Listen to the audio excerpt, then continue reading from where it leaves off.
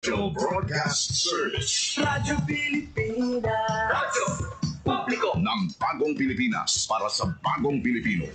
Naghahatid ng mahahalagang balita at impormasyon na guugnay ng pamahalaan sa sambayanan. Tulay sa himpapawid ng serbisyo publiko. Radyo Pilipinas. Radyo Publiko. Ang boses ng Pangulo. Sa Iloilo, Radyo Pilipinas. 585 AM. Oras sa Radyo Pilipinas, 1:13 sa hapon. Kilala ta bala mga bata naton?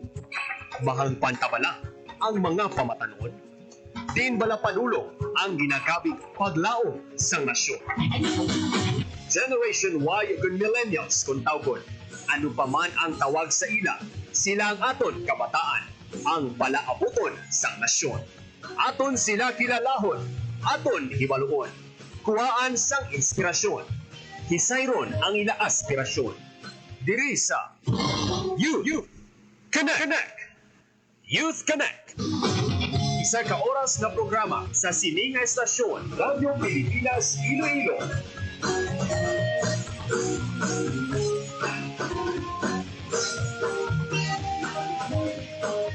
Youth Connect.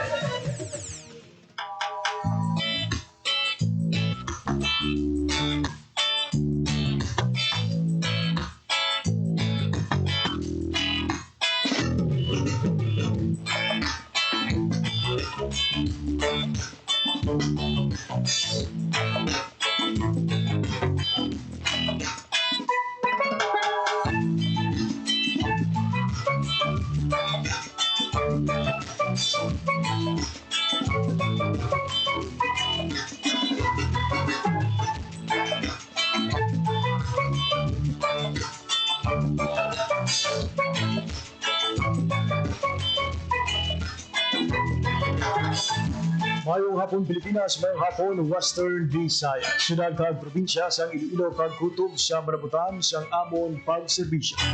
Tinggaban nga bahin sang kalibutan nagahatag kami sang katahuran. Mayong hapon, good afternoon sa inyong katanan. Mga katropa, welcome sa isa namang edisyon sang pagpakalagad sang programa Youth Connect. Adlaw kita karon sang Biyernes, thank God it's Friday. Today is July 25, 2025.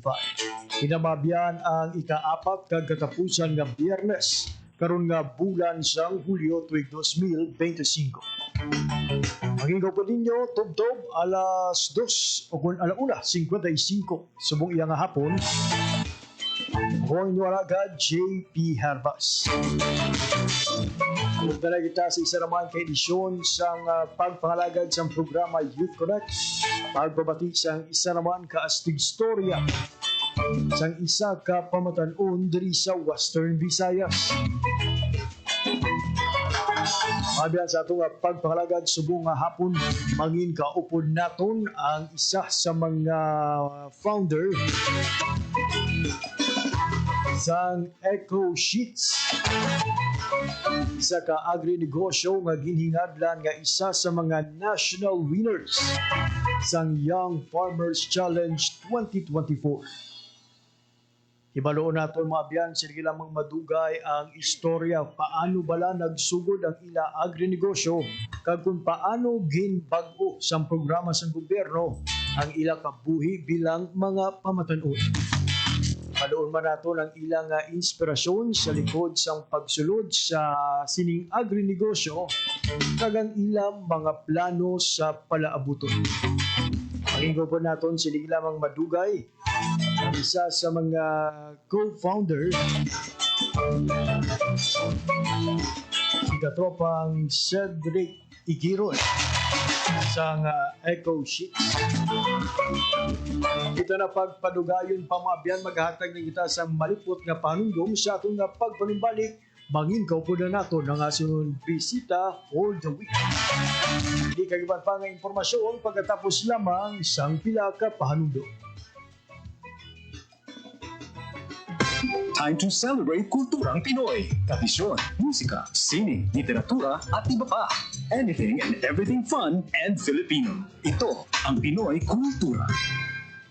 Now that tourist says hanging rice, puso is rice cooked in woven palm leaves and seen mostly hanging in food stalls, kaya tinawag na hanging rice. It is sold along with barbecue, lechon, ginabot, and the likes in Cebu. Ang puso ay isang iconic street food sa Cebu. Great to take on a picnic or pag nagbi-beach or kahit saan kapag nagutom. No need for utensils or plates, just grab a bunch of hanging rice and some barbecue and you can eat anywhere, even without a table. Busog na, biodegradable pa. So don't forget to have some when you visit the Queen City of the South. Yan ang Pinoy kultura because our culture is cool.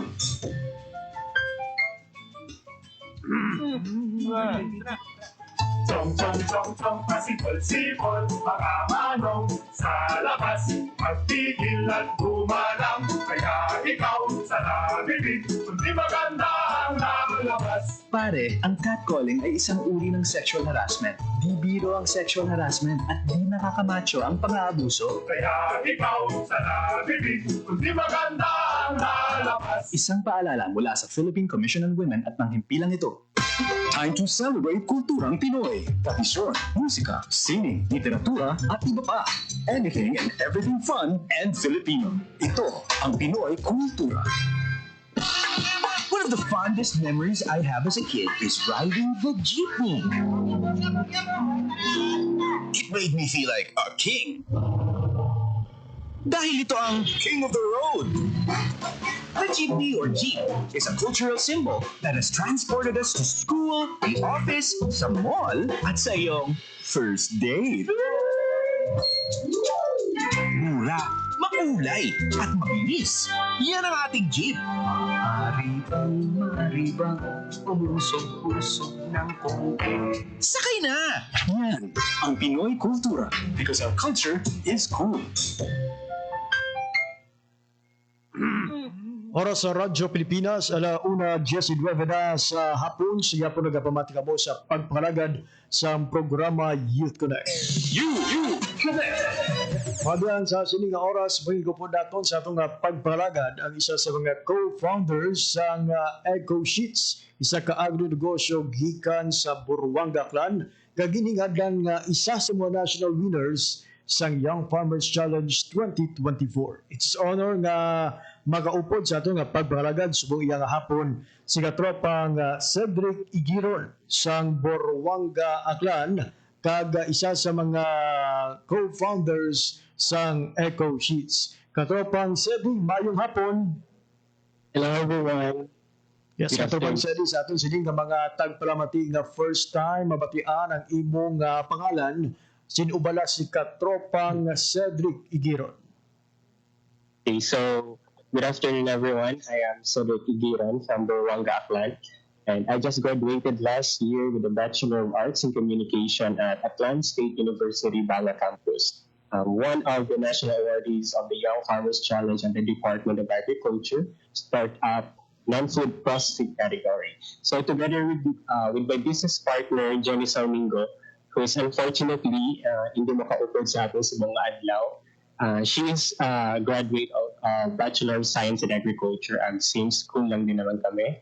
And we are the owner of the Eco Sheets. Our products include eco-friendly paper made from Paradise grass and Abaca excess fibers. So may ara paper bags na customizable, envelopes kag subong nag-experiment kami sa iban na niya line of products like packaging boxes and stationaries. Ayun. Katropang Cedric, yung mention nga nagdaog ka mo siyang inyo sin iyang Eco Sheets. Pero for those nga first time mabatian ang inyo sining nga negosyo, katropang Cedric, paano ba na nagsugod ang inyong agri-negosyo? Okay, so nag-start din ang Eco Sheets as a research project sa dati namin na school. Pero dati, Paradise grass na bigyan niya focus kag driven kita among research na to utilize sa mga untapped or wala ba lagi na pansin na mga plants sa palibot. But ang qualification kita mo sa pagpili sa mga materials, ang abundance sa community kag rich in fiber. Ang perfect din ang Paradise knowing ang Buruanga Aklan is Damigya farmlands.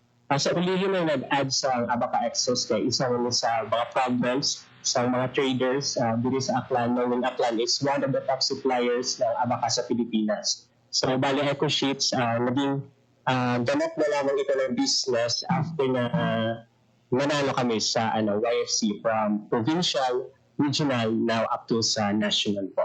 Grabe. And speaking of na YFC, paano nagsugod, ano ang inspirasyon sa Eco Sheets sa pag-upod o kung pagpasakop sa Young Farmers Challenge Katropang City? Siguro ang idea din sa potential kaamon na research dati, ang contribution sa innovation, and of course, ang potential na rin maging agribusiness amon nga ideas. Katapang sa you've mentioned dong from provincial, nagdaog kamo to regional, and recently, kamo ang giningadlan man nga tagdaog sa national level sa Young Farmers Challenge. How it feels nga kamo isa sa pilalang ka mga agripreneur nga nagpangibabaw sa sining aktibidad? Ako personally, I felt immensely grateful nga subong among nga plans and concepts ay mag-guarantee nga ma-realize with additional grant nga among pagid na receive sa national. And as a national winner, ano bala ang mga na-receive Katropang Sedi sang Eco Sheets? Pwede pa kay Liwat, sir. Yes, sir. And being a national winner, nakalapot na kamo sa national levels and competition, and you were recognized as one of the national winners. Ano bala ang mga premyo o kung nabaton so far sa inyo sining agri-negosyo? So from provincial, nakabaton kami sa 80,000 grant. Bali, top 42 yata from the region ang Pili that time. And then sa provincial from 42, that 7 enterprises ang napili. So ang napili na 7 enterprises na nakabaton sa 150,000 national. Sila man yung nag-represent sa Western Visayas for national. And sa national, sa aming category, may napili na 3 for non-food processing category.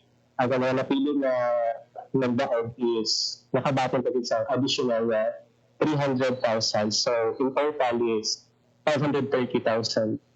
Yung sa subong pa lang, you are half millionaire, kumbaga, Katropang Sedi, kay ti more than 500,000 pesos ang inyo sa iyang napauli nga pondo coming from Department of Agriculture simply because of your brilliant idea ang inyong pag-ubra sang bag gamit ang hilamon. Katropang Sedi, may we know with this ang journey nga imo sining nalabot kag natapos, ano kabudlay ang pagpasakop ninyo sa Young Farmers Challenge? Did you feel any pressure sang kamo ang naga-compete for the national level?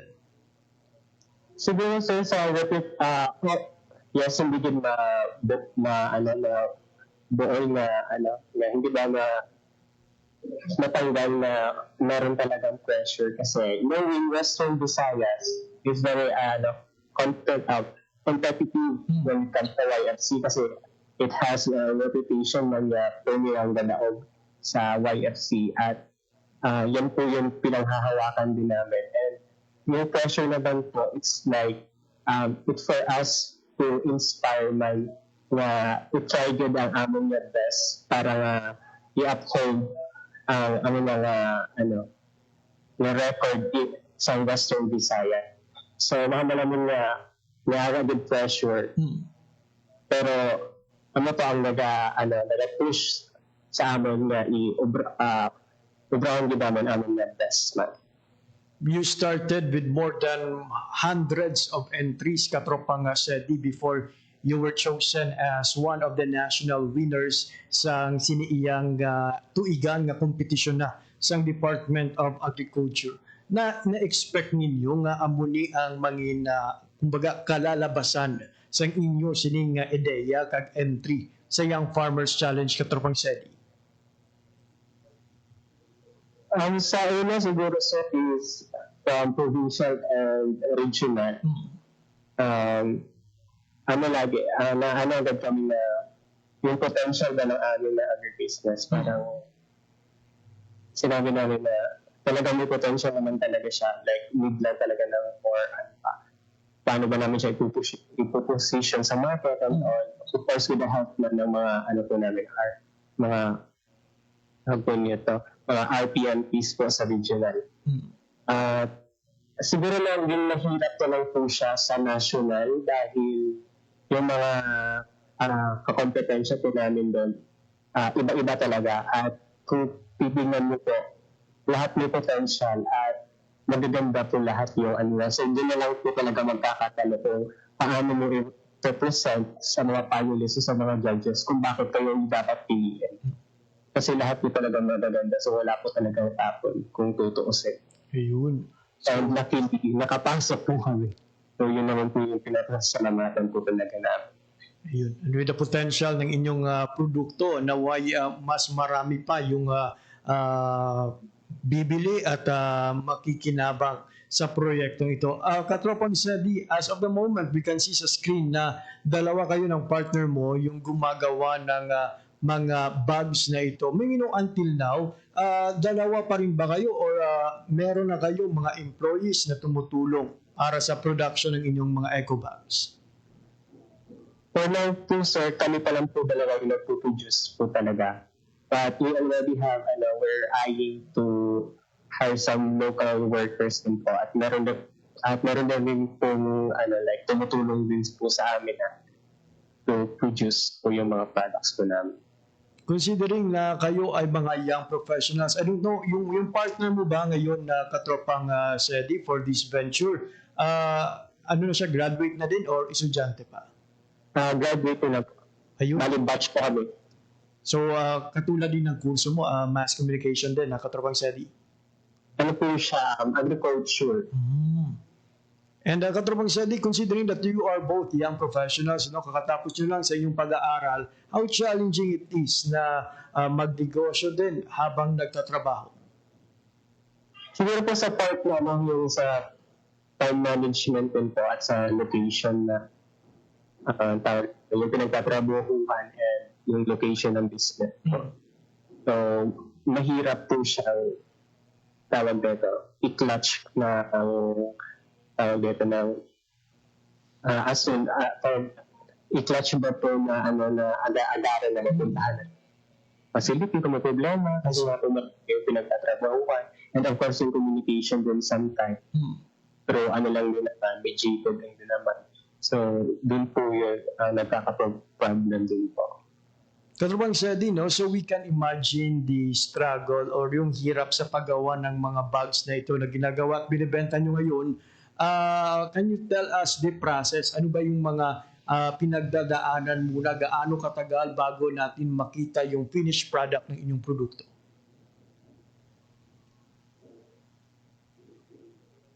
Okay, yung sa process naman po, sir, nag-start po kami yung mag-collector ng raw materials po namin from our recognized suppliers dito, mga Farmers Association. And then after that, na po siya, bali rinsing, rinsing and then wrapping for 3 days. Binababad po yung Paragus grass and the abaca fiber para mag-soften yung fiber niya. And then after that, go na po tayo sa process of blending para mas pino po yung mga fiber. And then after that, yung sizing na po o yung straining ng papers. So we adapt po yung traditional way of paper making. So bali meron po tayong vat o yung vat na tinatawagan po yung parang basin na puno ng tubig. And then we're using the tool, ang mold and decal.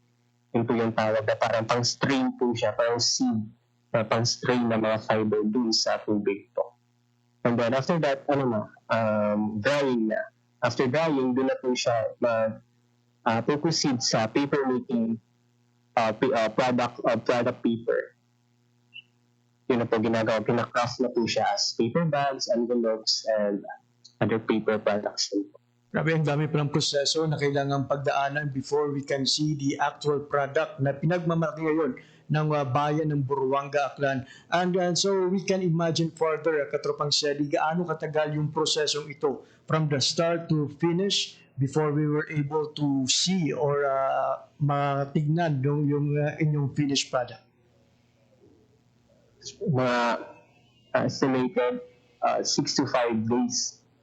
Kasi may process pa po tayo na binababad po natin. So, yung ganun po katagal. Yeah. Kasi yung pag-process naman po ng paper, I mean, pag-process isang araw lang naman. Pero yung matagal na po is yung sa drying, spoiling, and sa rinsing and wrapping process. Yung sa drying ninyo, Katropang Sedi, ano ba? Natural ito na pag papadry ng inyong material or you are using a machine? Considering na ngayon, medyo maulan ngayon sa Western Visayas, apektado ba ito ng pag-ulan? Nag-start to, ano po kami, natural lang po yung pag-dry niya po. Bale, sa air dry lang po siya. Kasi bawal din naman po kasi i-expose yung paper din po sa sunlight, na direct sunlight. So, air dry lang po siya sa area po namin ganyan. Katropang Sedi, considering na medyo matagal yung process, no, more likely no, hahaba or tatagal ng halos 1 week yung proseso sa paggawa lang ng isang bag. How massive naman yung iyong production? Marami ba kayong na-produce every week, Katropang Sedi? So, amin po kasi sir, yung binibase po namin is per process po siya. So, when you say per process, calculated or measured na po yung mga ginagamit na mga materials. At bilang na po yung magagawang papers doon sa per process. So, per process po, 30 pieces of papers, yung paper sheets pa lang po, yung magagawa doon. And of course, kung yung paper sheet na yun, doon pa lang magagaling yung ibang mga paper bags. I see. And yung mga products. So sa isang araw, pinakamadami siguro na plus or pinaka-maximum na per process na nagawa namin is 3. So it means 30, mga 90 pieces of paper po makakaya. And considering na medyo trabahoso, no, or it would require sufficient time and a lot of resources din on your part, anong pinagkaiba ng inyong produkto and gaano kalaki yung difference sa market when it comes to prices? Well, yung sa ano po namin ngayon, yung sa current price po namin ngayon, ano po siya, when you compare po sa commercialized paper, though dapat nga po hindi po natin kino-compare sa paper nila kasi a different type of paper. Pero sa commercialized paper na Cartolina, average market price siguro na Cartolina right now is 15 pesos based naman po sa research namin. And sa amin po ngayon na paper sheets, paper as a whole po siya, 13 pesos na po yung benta po namin doon. In short, this is cheaper compared sa commercial na paper, Katropang Sedi, tama ba? Yes po, sir. Ooh. And the same thing din sa mga eco bags ninyo. Mas mura ito compared sa mga ready and ready-made na or readily available na sa merkado. Yes po, sir. Ooh. So, yun po yung parang strategy po namin to penetrate the market and to position our product sa market po. And since sinimulan ang negosyo na ito, Katropang Sedi, may we know gaano na karami yung nabenta ninyong bags and meron na ba kayong mga established market so far, not only in Buruanga, Aklan? So far, sir, things, the ongoing part na po ng ongoing process po namin sa competition. Kasi po, as like what I mentioned, po siya. Nag-start po lang po siya nung sa provincial, so around, February, March, March pa po. So, yun pala foundation po talaga ng namin, ng business po namin. So, right now, we are currently supplying din po sa aming mga partnership, especially sa LGU Buruanga pa lang.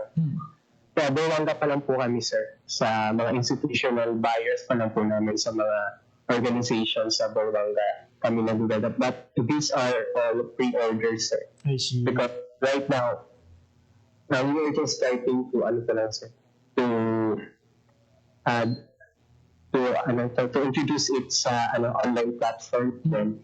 Because right now, we are finalizing it na kung ano ba talaga yung scams namin so when it comes to mga customization, mga sizes, all. Para at least, right now, final na siya, clear na siya sa mga customer na.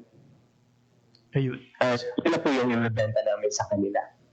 So ayun, with your success in the national level ng Young Farmer Challenge, naway umabot rin sa ibang dako ng Pilipinas yung mga produkto ng Buruanga Clan, particularly ng produkto ng EcoSheets. Katropang Sedi, with what you've learned, with what you've earned sa journey na ito, sa Young Farmers Challenge, paano binago ng programang ito ang buhay mo bilang isang kabataan?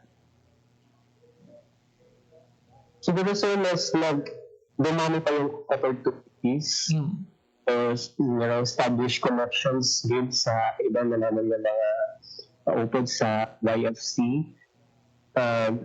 Personal growth good personally and professionally. Nag-grow din pag-iawang na knowledge when it comes sa mga agribusiness, sa communications man, kung paano naman i-market namin sa product and all. Subong is maging visa. Purposeful gid-awang mga kabuhi. Maybe. Yes, sir. Yes, sir. Continue, sir. Ano po sir nga, naging purposeful gid-awang mga kabuhi sa subong ang mga budget may aral na purpose pala or goal.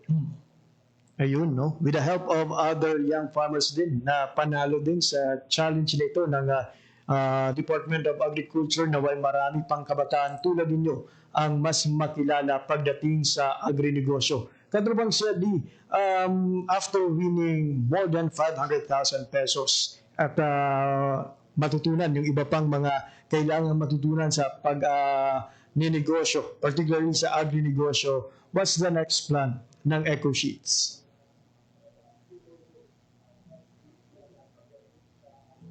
So, ang plan po ng EcoSheets is expand good sa market. So, in the next following years, EcoSheets plans to expand its product line to include eco-friendly stationery, customized product design, and specialty packaging to cater a wider range of markets. Like subong is paper bags pala nayaman nga gina-produce pero sa future gina plan sa amin is we want na mag-expand pa din sa other mga packaging types like mga boxes para makater naman ng iba mga types of product. And speaking of products, na-mention mo rin kanina na you are currently accepting or catering to pre-orders. For those who wish to support ng inyong negosyo, paano ba makakapagbigay suporta sa EcoSheets, Katropang Sedi? Sa gusto mag-contact o bakal man sa amon nga products ay makita man amon nga Facebook page EcoSheets ang pangalan or you can contact me personally sa akong nga Facebook account man. Dito na sa amon nga Facebook page ang iba na naman yung information kung mas prefer nyo through email or other social media accounts kami magkipag-communicate sa amon.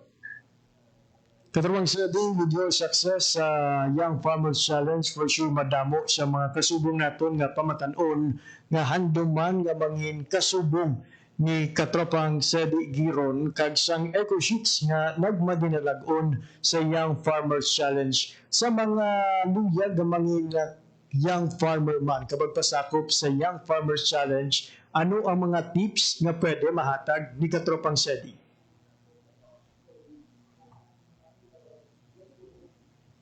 Kasi ako siguro sa mga taong tips sa ina is don't let your crazy idea mahinder sa imong doubt. Kasi kung ato yung ginapaminsan na imposible ay base na amo to ang greatest innovation as a young entrepreneur. Ako mo nga natunan na that passion, persistence, and belief in your vision are the key. So ang agriculture has endless potential for creativity and sustainability. So ato na i-trust, ato na instinct, start with a small and of course grow with purpose. Ayun. Thank you for sharing with us valuable tips and reminders now for those who wish to join the agripreneurship. And hope with your statement, with your reminder, madamo pagi nga mga pamatanon ang magka-interest nga magtisting nga magsulod man sa agrinegosyo pabaskugon ang aton sini nga sektor sang agrikultura. Katarabang Shady, for sure, you are not alone in this journey. Madamo sang mga tao, organisasyon, mga grupo na nagbulig sa imo, kag sang imo nga partner sa EcoSheets para magmadinalagon sa kung diin man ka musubong. May mga luyag kabala pasalamatan, Katarabang Shady. Sige. Una with there is ang LGU Borwanga and provincial government sa Aklan for sa endorsement sa amon. Next is the RPMP sa regional na nag-coach at nag-guide sa atin na paano mas mapanami ang mga BFPs presentations. And lastly sa amon din yung family care friends na all-out supported sa amon. And ano naman ang mensahe ni Katropang Sedi sa tanan nga mga pamatanon, especially for those nga medyo manubugid ang panulukan sa agrikultura? Okay. So, pag inhambal natin yung Young Farmers Challenge, what silingon is kita. We're going through different phases of challenges at every level. Diba from provincial, regional, up to national. So, atin lang i-ready atin na sarili kag mag-aim high kita. Prepare na atin na self na mag-take it multiple na roles kasi labigit kung ikaw lang isa, no? Ikaw na researcher, ikaw na sales marketing, kag finance officer, at of course ikaw na yung boss of your own.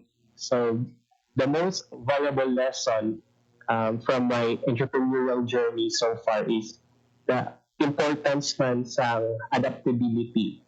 So being flexible, resourceful, and open to learning has helped me turn obstacles into opportunities and, of course, grow the business with purpose and resilience.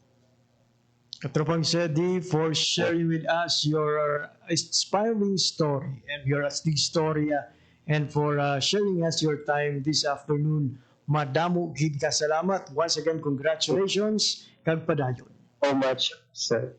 There you have it, mga biyan, si Katropang Cedric Igiron sang EcoSheets gikan sa Boruanga Clan sa pagpaambit sa aton sang istorya sang ilang agrinegosyo sang ilang mga inagyan antes na labot ang kadalagan bilang national winner sang Young Farmers Challenge 2024. Gabay nangin na inspirasyon ang aton sini nga episode subong iya nga hapon ang istorya sang EcoSheets. What started as a mere idea or a research, subong mga biyan isa na ka award-winning agribusiness. Hindi lang diri sa Western Visayas, hindi lang sa ilang nga probinsya dito sa Aklan, kundi sa bugos nga Pilipinas.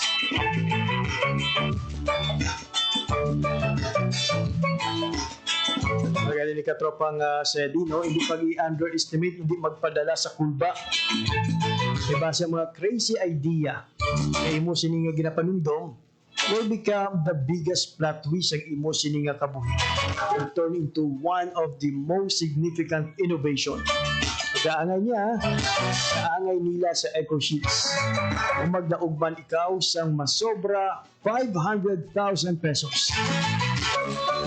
We look forward to sa success sang EcoSheets kung sa ibang pa ng mga agripreneurs dali sa Western Visayas, especially sa mga Young Farmers Challenge or YFC winners naton nga nagpasimpalad kay nagpating nga kayang-kaya sa mga pamatanon nga magmadinalagon sa agrikultura.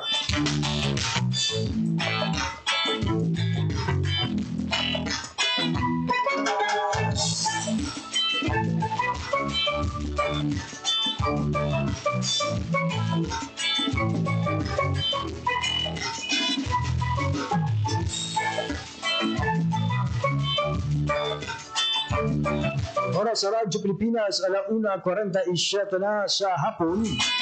Sa hapon nagapamati mo sa pagpangalagad sa programa Youth Connect. Sa mga masulog na edisyon, tingwatawan ng mga biyan nga balabot ang ibang pagid nga mga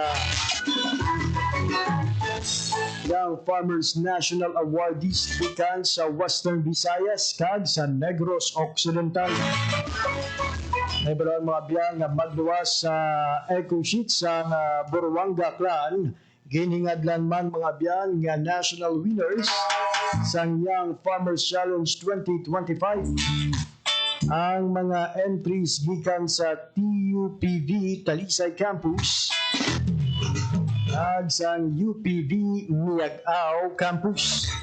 Ang real-time text ng TUPV Talisay Negros Occidental ang nagpangibabaw mga biyan sa Digital Agriculture category. Maging 300,000 pesos kaya nakabato man sa Agriculture Technology Special Award. Samtang ang Serpro Innovations ng UPV Miag-Ao Iloilo ang isa naman sa mga national winners sa intercollegiate category ang nagpauli sang 500,000 pesos. Ang national awarding ceremony kay national pitching competition iniwat mga biyan sa Baguio City sang nagligad nga simana. Kung kamo makapamasyar mga biyan sa mga trade fairs, expos, dari sa syudad sang Iloilo kag subuman sa ibang mga probinsya sa Western Visayas. Usually, kung ang organizer, DTI, DA, o ang mga Young Farmers Challenge winners nato, nagaupod sa siniiyang mga trade fair and expo. So if you have time, kabay pangitaon nyo sila, kag suportahan ang ila sining nga mga negosyo. Ang isa nagdigal nga simana sila ang nag-upod sa ginhiwat mga biyan nga MAFBEX. Sa tiin ila nga ginpasundayag ang nanoy tuhay nga produkto ila sining ginubra gamit ang pondo kag mga tinunan halin sa Department of Agriculture. So mga biyan kabay nga mga mabinungahon gid. Gabay naging inspiring gid ang istorya sa eco sheets sa tanan ng mga pamatanon diri sa Western Visayas. Oras sa Radyo Pilipinas, 1:50 na sa hapon. Wala kita sa oras ng labing sa itong sininga pagparagad. Diri na gilamang kuto mga itong edisyon sa mga adlaw sa Biyernes, Hulyo 25 tuig 2025. Sa ngalan ginamang sa akon mga katuwang teknikal, Mr. Bermora Ventura sa studio kay Mr. John Magallanes sa transmitter. Ako naman ang inyo ng inalaga, JP Harvas. Manamong nga salamat sa inyong pagpamati. Maayong hapon, Pilipinas. Ito ang Presidential Broadcast Service. Radyo Pilipinas. Radyo Publiko ng Bagong Pilipinas para sa Bagong Pilipino. Naghahatid ng mahahalagang balita at impormasyon na guugnay ng pamahalaan sa sambayanan. Tulay sa himpapawid ng serbisyo publiko. Radyo Pilipinas. Radyo Publiko. Ang boses ng Pangulo sa Iloilo. Radyo Pilipinas. 585 AM.